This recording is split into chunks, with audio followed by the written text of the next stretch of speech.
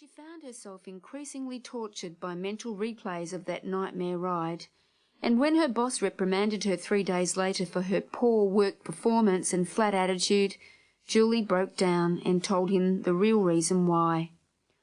Ooh, the subsequent organisational investigation wasn't pleasant for anyone. Various charges were made, including criminal charges and a claim of sexual harassment, which resulted in the perpetrator leaving the company in disgrace.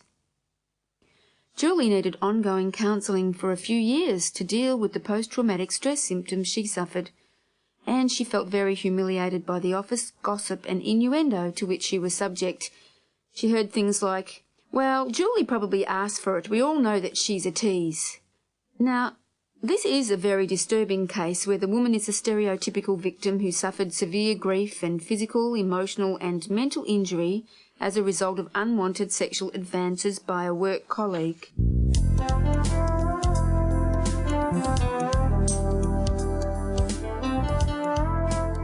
In her book Sexual Harassment of Working Women, Catherine McKinnon outlines the personal impact of sexual harassment.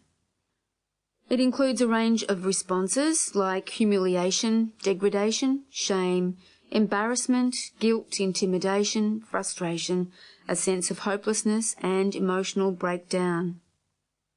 Certainly in the past, the stereotypical victim and perpetrators have both been women and men respectively.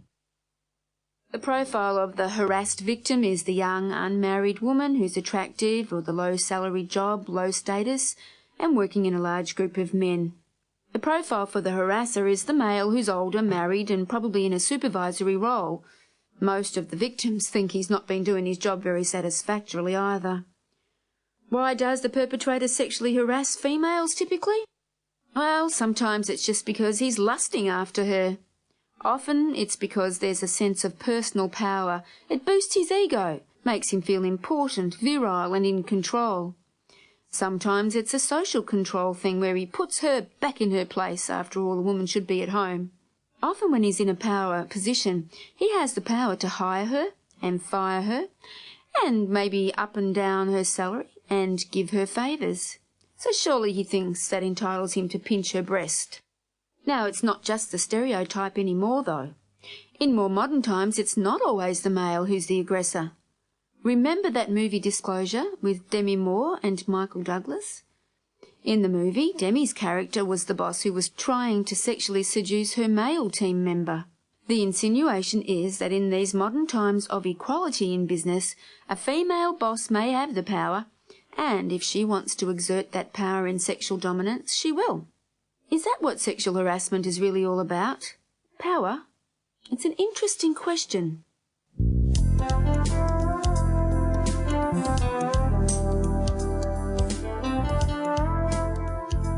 Actually, sometimes it doesn't need to be about a vicious and controlling power game, especially when the woman is the harasser. It can simply be an alcohol-related incident where the drink lowers inhibitions and a drunk crosses all boundaries of propriety.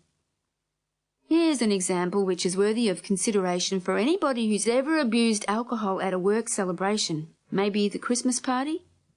It could be applicable to a male or a female, although in this case it was the female. Poor Sue. Sue enjoyed her job in human resources. In fact, ironically, she was the staff member responsible for first-line handling of any sexual discrimination or harassment claims.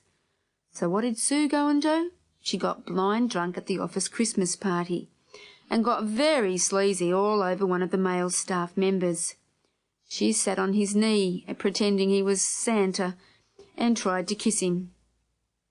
It was embarrassing for all the staff members present, but fortunately at the time for Sue she blacked out and couldn't remember anything of it.